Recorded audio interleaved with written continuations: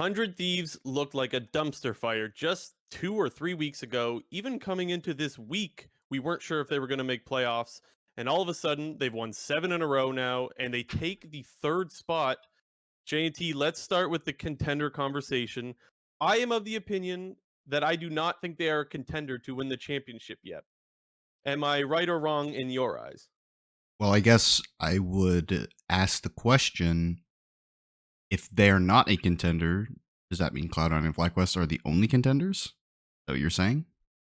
Probably. I guess maybe a better way of I should so we should define contender, I suppose. I think a good way of defining contender would be you start off the split with like a 10% chance of winning, right? There's 10 teams, you're one of the 10. I would say that they are below the 10% chance right now because I do not think they are close to teams like you mentioned being Cloud9 or FlyQuest. I think I could give a team contender if they have like a 10% plus chance of winning, and I don't think it's the case. Maybe I'm trying to think of like how many times we need to replay the playoffs for them to pick up a championship, and I'm thinking like I don't know, like 20, so like 5%, I guess. I mean, I feel like that's a good thing you described it that way, because I think before you said that, I would have said yes, they are a contender, kind of just by default. So maybe I'm still not even giving them that much credit, because I think that, to be honest, a lot of the LCS has really fallen off. Like FlyQuest Yeah. is not looking as good as they once were. EG is not looking as good as they once were. Golden Guardians even not looking as good as they once were. And it pretty much feels like only Cloud9 and 100 Thieves are teams that are currently on the uprise. And so I guess I would maybe classify them as a contender, considering that they're probably going to be in top 3, maybe even in the finals, based off of the performances that we've seen as of late. But I still think that Cloud9 is very, they're above and beyond everybody else in the league.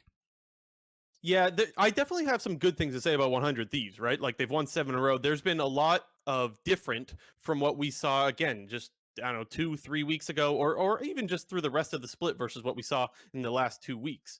My one of the biggest issues, and I never thought this would be the case for this team, is actually just greed.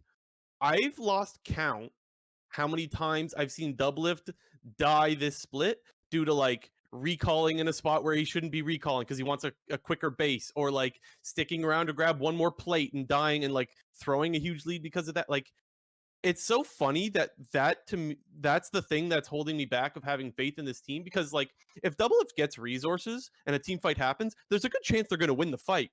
I just don't know if like they can stop with the inting. Even Bjergsen, we saw this weekend taking that like really greedy path with the Annie to roam down bot lane, gets caught. Like there's just so many greedy plays from this team, and I never thought that would be my biggest concern with 100 Thieves. That's fair.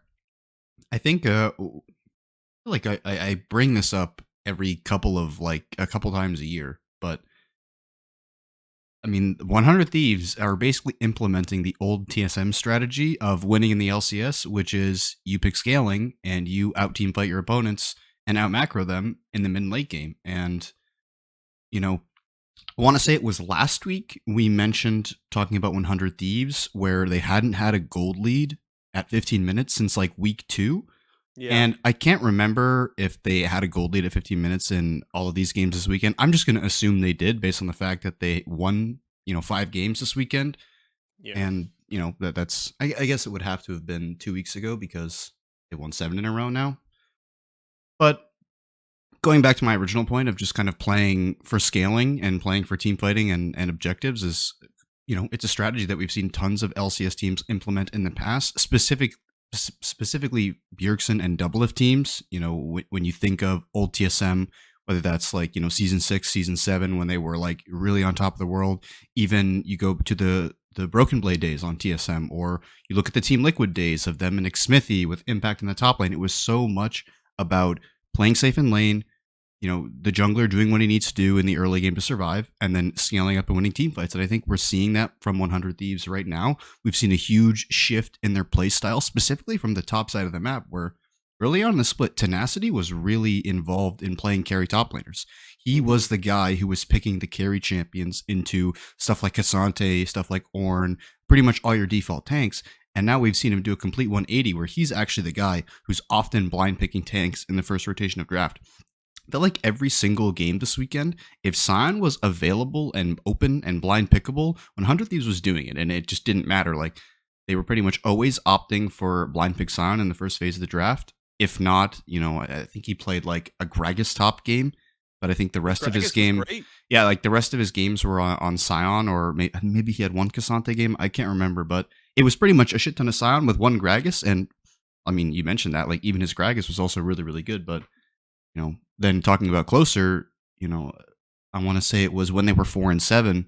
I remember talking about on the podcast how, while I don't think that closer was, playing bad by any means, it was just the way that he was being utilized in the early game for 100 Thieves, primarily being, that facilitator jungler who is helping your lanes push out, hovering lanes so that enemy laners can play more aggressive and they don't have a big of a risk of dying, where we've seen a lot of the old closer now, where we're seeing him on these early aggressive champions, getting in skirmishes and beating down the opponents from minute one. Yeah, I couldn't agree more. I think one of the biggest changes is closer. We saw what happens when he gets Viego. His Viego was great. Yeah, like Even 8 his Lee kills Sin or is one of something. his classics as well. His Lee Sin's been looking good, and that to me is the biggest difference. And like I said, there's lots of good things. Even though I don't put them as a contender yet, because I need to see them. Like maybe I'll shift my opinion if they look really good against FlyQuest, for example. One of my issues is the streak, the 7-game win streak. I have it listed here who they beat, which is why I'm still a little bit hesitant on the contender conversation. They beat Golden Guardians was the first win, which we know that they've looked really bad lately. Dignitas, enough said. TSM, they could have even lost that game to TSM, or probably should have lost. TSM threw really hard. EG, how good does EG look like? EG has not looked like themselves at all for a little while now. Immortals, again, enough said. EG again, and then CLG. Now, I will say CLG actually looked really good this weekend, so I give a lot more credit to the CLG win than I do the rest of them. But the point is, there's no C9 in there, there's no FlyQuest. And while if you would have said 2 or 3 weeks ago, hey, they beat EG twice, I would have been really hype.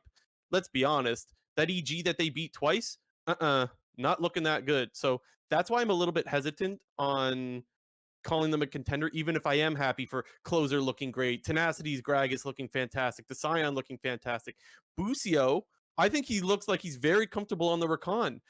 Maybe a little bit of issues in lane still, but as far as like engaging fights, I think his Rakan looks great. I think people should probably be banning that against him. Yeah, just a lot more, I guess, improvements from the last couple of weeks that like there is reason to be excited. I just can't make them a contender just yet. I think it is very important to note the schedule because they did have a pretty favorable schedule in terms of the second half of the split, meaning the second round robin. They played all of the top teams in those first 4 games. They went 1-3 in the first part of the second round robin, losing to C9, FlyQuest, and CLG. And as you mentioned, all the other teams were pretty much all the lower tier teams that they did beat. So while we still need to credit them for that win streak, we got to put it into perspective a little bit because, I mean, beating up on Dignitas, Immortals, and TSM is not the greatest. But, and a very sick a sick EG. But nonetheless, credit where credit is due, and especially that third place tiebreaker match against CLG because, as you mentioned, CLG looking much better as of late. Yeah, no, definitely need to give credit for the tiebreaker game. And yes, there's lots of things to get excited about. Now, last thing I want to talk about with 100 is what is their peak, JNT? If you're saying they're a contender, or did you say they're a contender? I'm forgetting. By my own definition, I said yes. By your definition, I said no. Oh, okay. Yeah, because I guess the term contender can be a pretty loose one. Yeah. I guess I would give them, as far as a peak being like reasonable chance, I would say finals. I can't see them winning finals though, and I think finals is being a little bit generous still. Yeah, I think finals is definitely, their peak. Do I think that they could beat Cloud9? Yes. Do I think that that is a very likely scenario? No. I think that would probably require some pretty drastic shifts in dynamic from Cloud9 because we've seen a very big flip over to the early game ever since MNS subbed in for the squad, where Cloud9 is pretty much exclusively drafting, winning lanes, aggressive jungler, playing around objectives, and fighting whenever possible. And it does feel like 100 Thieves is kind of the opposite, where they just like to play very, very safe. I mean, maybe as of this past weekend, it's been a little bit different because, Closer's been on these like big carry champions, making a lot happen in the early game. But for the most part, they're playing very safe in the early game and playing to scale. And we've seen teams try to implement that strategy against Cloud9 by picking very safe and scalable champions, whereas they kind of just don't care and will just proceed to force on you regardless of how safe you're willing to play and challenge you at any given moment to start an objective or start a team fight. And if they're not willing to dance, Cloud9 is just pretty much going to take it right in front of your face. So, you know, do I think that 100 Thieves, can make the finals? Sure. I think that finals is probably a very realistic expectation for them, especially with FlyQuest's recent form. I would have said that maybe halfway or even 2/3 of the way into the split, I would have said that FlyQuest is probably the best team fighting team in the league. And we maybe haven't really seen a lot of that lately because in FlyQuest's game, it does feel very, you know, uh, coin flip is not the right word, but it's very 50-50 with FlyQuest now because it feels like they win early and destroy you, or they don't win early and they kind of just lose. Like there's no middle ground in between, because before we could see FlyQuest run you over, and we could also see the FlyQuest come back from 3, 4, 5,000 gold down and still beat you with, team fighting and good macro. So I think that 100 Thieves could probably fight FlyQuest on that level, but in terms of the early game and how they match up against Cloud9, I mean that is just like a doomed matchup.